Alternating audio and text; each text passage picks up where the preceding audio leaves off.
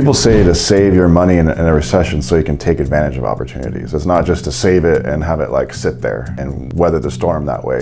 Cash is king in times like this because you want to have your cash ready to deploy into opportunities. So the way you're going to make money in a recession is using the capital you have to buy distressed assets. That could be anything. That could be stocks that are gone down 30, 40, 50% this year. That could be buying real estate that you can get really, really good deals on now. You just have to be cautious. At a time like this, it's not necessary time to flip properties. I'm still flipping properties because I've been doing it for so long. I know how to navigate situations like this, but you want to save that money and deploy it into assets that are going to appreciate over time, period. I mean, that's how all the rich people take advantage of recessions. All the wealthy people love recessions because what happens is the stocks go down in value, the real estate goes down in value, and they see that as a buying opportunity. So you have to flip around your psychology instead of being scared of things that like this that are happening, is to look at it as an opportunity. Deploy your capital into properties or assets that are going to go up in value.